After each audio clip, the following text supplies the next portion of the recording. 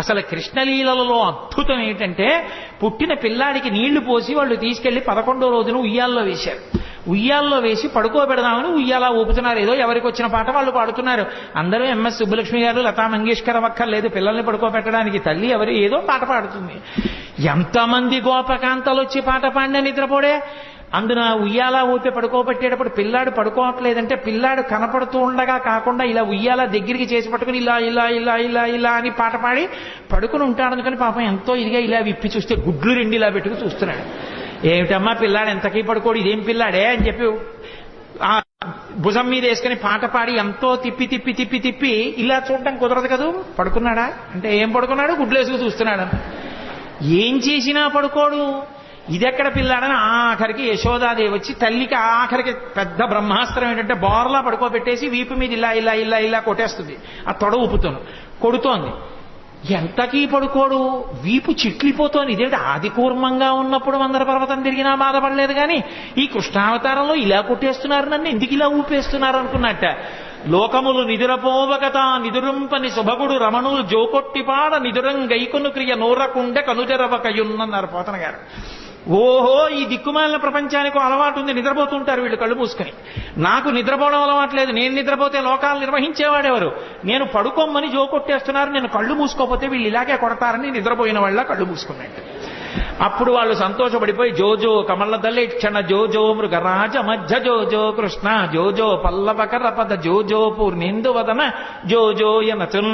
సామాన్య గృహాల్లో జోజో జోజో అంటూ ఏ పాటలు పాడతారో పోతన గారి పద్యాలకి కూడా జోజో అని అలాగే అర్థమైపోతుంది. స్వార్థపరులైనటువంటి అత్తాకోడళ్ళు కడవల్లో వెన్నదాచుకునేవారు. కృష్ణుడు ఎక్కడొస్తాడో అని. కృష్ణుడు ఏం చేశాడంటే రాని వచ్చాడు, ఓ రాత్రి వచ్చాడు, శుభ్రంగా వెన్నంతా తినేశాడు. వెళ్ళిపోయే ముందు కొంచెం వెన్న కోడలు మూతికి రాసి వెళ్ళిపోయాడు. అత్తగారు పొద్దున్న లేచి కడవ దగ్గరికి వెళ్ళింది. కడవలన్నీ ఖాళీ. కోడల్ని లేపడానికి వచ్చింది, మూతి మీద వెన్న ఉంది. ఆశిముత్సా రాత్రి నేను పడుకున్న తర్వాత వెన్నంతా తినేశావా అని ఆ కోడల్ని పట్టు కొట్టింది. దాచుకున్న వాళ్ళు అలా ఉంటారు. వచ్చిన అతిథుల్ని ఆదరించినటువంటి వాళ్ళు ఎంత అందంగా ఉంటారో, ఆ సంసారాలు ఎంత బాగుంటాయో చెప్పడానికి ఒక్కొక్క లీల వెనక మళ్ళీ తాగెతలోదరి. దీనికి అర్థం చెప్పాలని నేను అనుకోవట్లా, అంటాను కానీ మళ్ళీ చెప్తూ ఉంటాను. కృష్ణుడు ఇంటికి వెళ్ళాడు. ఆ అత్తా కోడలు ఉట్టి దొరికితే తాగేస్తాడని చెప్పి ఉట్టి కింద ఉంటే ప్రమాదం అని చెప్పి పైన కట్టేశారు. తీసుకెళ్లేదో చిక్కంలో పెట్టి పైన కట్టారు. రానే వచ్చాడు, చూశాడు. ఓహో ఈ అత్తా కోడలు పైకి కట్టారా ఎలా అనుకున్నాడు. పీటలు రోళ్లు అన్నీ తీసుకొచ్చాడు, అక్కడ వేశాడు, వాటి మీద ఎక్కాడు. ఇలా చెయ్యి పెడదామని చూశాడు, అందలేదు. పీటలు రోళ్లు వేసుకున్న అందనంత పైకి పెట్టేశారా, వీళ్ళ పని చెప్పాలనుకున్నాడు. ఓ రాయి ఒకటి తీసి కిందకి అన్నం పెట్టాడు. చక్కగా పైనుంచి కారిపోతోంది. హాయిగా అందరూ చీరలు పట్టి తాగారు, వెళ్ళిపోయారు. భాగవతం కాదు కానీ నాకు ఇది చెప్పినప్పుడల్లా జ్ఞాపకం వస్తుంటుంది. ఒక చోట ఒక అత్తా కోడలు అంతకన్నా చాలా తెలివైన వాళ్ళు ఇలా వచ్చి ఎక్కడో ఉట్టి కట్టి పెట్టినా తాగేస్తున్నాడని వాళ్ళు ఏం చేశారంటే కుండని చుట్టూ గంటలు కట్టారు. వచ్చి ముట్టుకున్నాడో గంటలు మోగుతాయి, అప్పుడు పట్టుకోవచ్చు అనుకున్నాడు.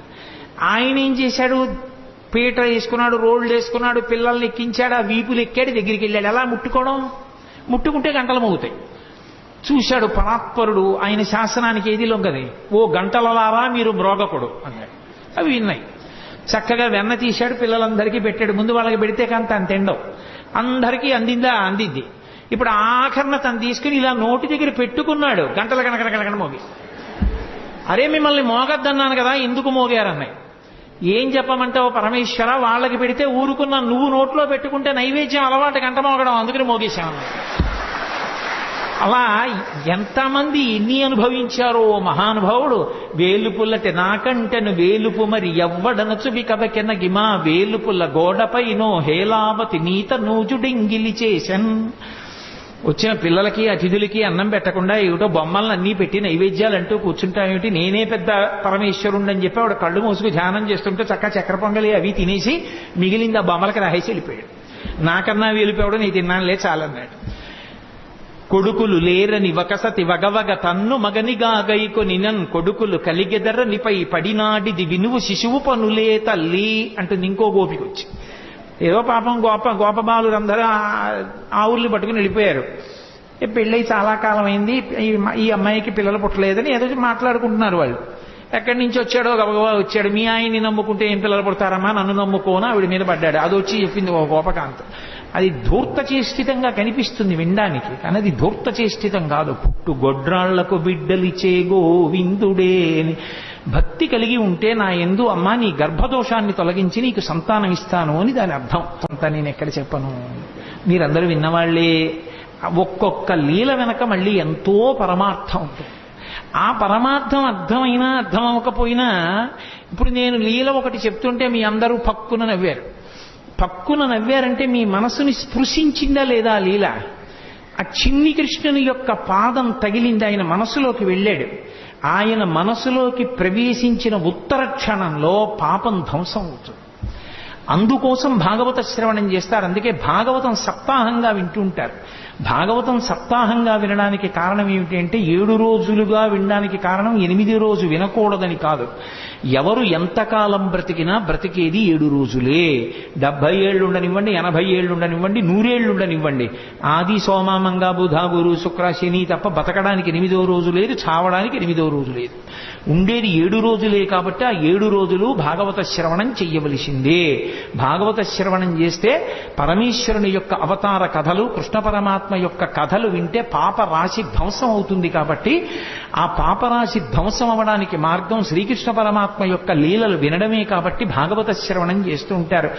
ఎంతమంది పెద్దలు ఎన్ని రీతులు అనుభవించారో మహానుభావుడు.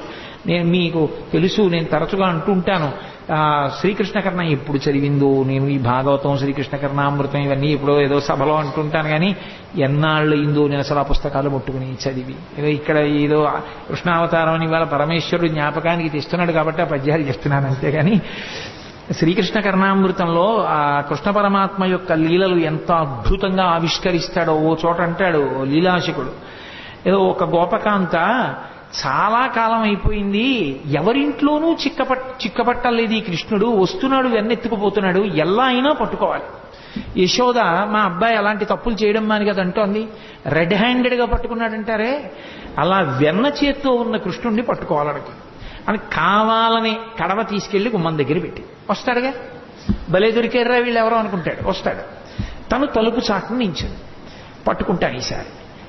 ఈ ఉత్తి చేత్తో ఉంటే మళ్ళీ అమ్మో ఏం దబాయిస్తాడో, కొంచెం నోటికి కూడా పూసుకున్నాక పట్టుకుంటాను అనుకో. తలుపు చాటున నించుని చూస్తుందో వచ్చేసాడు. వచ్చేస్తే తెలిసిపోతుంది. అంటే ఏదో చిరుమువ్వ గజ్జెలు చిన్ని కృష్ణ నిన్ను నే కోరి కొలుతూ అన్నట్లుగా ఆ గజ్జెలు పెట్టుకుని వస్తాడు చప్పుడు చేసుకుంటూ. వచ్చి వెనకాల పిల్లలందరూ వస్తారు. ఆవిడ పక్కనే ఉంది పట్టుకుందామని. తెలియదు కదా, తెలియదని మనం అనుకోవాలి అందాక. అందుకు తెలియదు ఆ పక్కనే ఉంది గోపిక పట్టుకోవడానికని. అందుకని ఒక్కొక్కళ్ళని సంజ్ఞ చేశాడు. వచ్చేశాడు, తీస్తున్నాడు, పెడుతున్నాడు, చక్కగా ఒక్కొక్కడు పుచ్చుకుంటున్నాడు. బఫే భోజనంలా ప్లేట్ పెట్టుకుని వెళ్ళిపోతున్నాడు తినడానికి. ఆఖరణ అందరే అయిపోయింది లైన్, ఎవరు లేరు కాబట్టి ఇప్పుడు తను తినచ్చు. కూర్చుని అలాగో గోపికలు లేరు, ఈ ఇంట్లో పిచ్చేళ్లు బయట పెట్టి వెళ్ళిపోయారని చెప్పి చక్కగా తీసుకుని ఇలా నోట్లో పెట్టుకున్నాడు. పెట్టుకోగానే గోపిక వచ్చి పట్టుకుంది. పట్టుకుని ఆ కృష్ణుణ్ణి చూసింది. పిల్లాడు కదా, భయపడిపోయి ఇలా అనాలి, ఏమీ అనలేదు, ఇలా చూశాడు. అన్నాడు అయ్య బాబోయ్ ఇదేమిటి ఇంత ధైర్యం అనుకుంది. అనుకుని అసలు ఏమంటాడో చూద్దామని కస్తంబాల, ఎవరు పిల్లాడా నువ్వు, తెలుసు కృష్ణుడని, ఎవరు నువ్వు అని. ఆయన ఏమనాలి, నేను కృష్ణుడిని అనాలి. ఆయన కృష్ణుడిని అనలేదు. బలానుజహ, బలరాముడి తమ్ముడిని అన్నాడు. మధ్యలో ఆయన ఊసేందుకు? ఆయన ఏమైనా వచ్చాడా, తిన్నాడా, దొంగతనాలు చేశాడా? అంటే ఎక్కువ మందిని ఇన్వాల్వ్ చేస్తే శిక్ష తక్కువ పడుతుంది. అందుకని పాపం ఏ పాపం ఎరగని అన్నగారిని తీసుకొచ్చాడు. నా పేరు చెప్పడం మానేసి అన్నయ్య పేరు చెప్పడం. కస్తంబాల బలానుజహ. అమ్మ బాబోయ్ గుండెలు తీసిన బంటు, నీ పేరేమిటంటే బలరాముడి తమ్ముడిని అంటున్నాడు, తన పేరు చెప్పట్లేదని ఆవిడ నిక్కి మిహతే. ఇక్కడికి ఎందుకు వచ్చావు? ఓసారి ఇలా చూసి, ఓ మా ఇల్లు కాదా, మన్మందిరాశంకయా, మా ఇల్లు అనుకున్నాను. అమ్మ బాబోయ్ మీ ఇల్లు అనుకుని వచ్చావా, ఇంత నిజంగా గుండెలు తీసిన బంటూరా నాయన నువ్వు అనుకుంది. అనుకుని ఓ సరే పోన్లే. యుక్తం తం నవనీత పాత్ర వివరే హస్తం కిమర్థం యసేహే అంది. బాగుందిరా నాయన, మరి వెన్నకుండలో చెయ్యి ఎందుకు పెట్టావు? ఆయన అన్నాడు వెంటనేను, అమ్మా కాసేపు గట్టిగా మాట్లాడుకుంటా ఉంటావా? మాతకంచనవత్సకం మృగయితం మాదా విషాదం క్షణ ఇత్యేవం వరవల్లవీ ప్రతివచ కృష్ణస్య పుష్ణాతునః. ఎందుకమ్మా అంత గట్టిగా ఊరికే ఏంటి ఎందుకు వెన్నకుండలో చెయ్యట్టో ఇక్కడికి ఎందుకు వచ్చావు అరుస్తాయంటే మా ఆవు దూడ ఒకటి తప్పిపోయింది, వెన్నకుండలో ఉందేమో అని వెతుకుతున్నాను, కారిస్తే పారిపోతుంది చూడాలి. వెన్నకుండలో దూడ దూరిందా, చెయ్యి పెట్టి వెతుకుతున్నావా, దూడ పారిపోతుందా అని తెల్లబోయి ఆవిడ చెయ్యి వదిలేసింది, పారిపోయింది. అలా నిర్భయంగా గోపకాంత పట్టుకున్నా కూడా తిరగబడి జవాబు చెప్పిన కృష్ణుడు ఉన్నాడే, ఆయన మమ్ము రక్షించుగాక అంటాడు. కృష్ణస్య పుష్ణాతు నహ. నహ అంటే సంస్కృతంలో మమ్ములను అని. శంకరాచార్యుల వారు సౌందర్యలహరిలో ఎక్కువ వేస్తారు నహ అన్న శబ్దాన్ని. ఎంత ప్రమాదం జరిగి ఉండేదో. ఆఖరికి ఒకానొక సమయంలో అయితే అర్జునుడు దూరంగా ఉండడం చూసి కర్ణుడు చాలా భయంకరమైనటువంటి యుద్ధం చేశాడు ధర్మరాజు గారితో. ధర్మరాజు గారు ఆ యుద్ధంలో తట్టుకోలేకపోయాడు. తట్టుకోలేక కర్ణుడి చేతిలో విశేషంగా దెబ్బలు తిని ఇంటికి వచ్చాడు. అర్జునుడు తిరిగి వచ్చాడు, మా అన్నగారు ఇవాళ యుద్ధంలో ఇన్ని దెబ్బలు తిన్నారట అని బాధపడి ధర్మరాజును చూడ్డానికి వెళ్ళాడు. ధర్మరాజుకి ఎక్కడ లేని ఆగ్రహం వచ్చి, నువ్వు కర్ణుణ్ణి నిర్జించలేదు, నేను ఇంత బాధపడ్డాను, నీకు చేత కాకపోతే ఆ గాంధీవం ఎవరికన్నా ఇవ్వకూడదా అన్నాడు.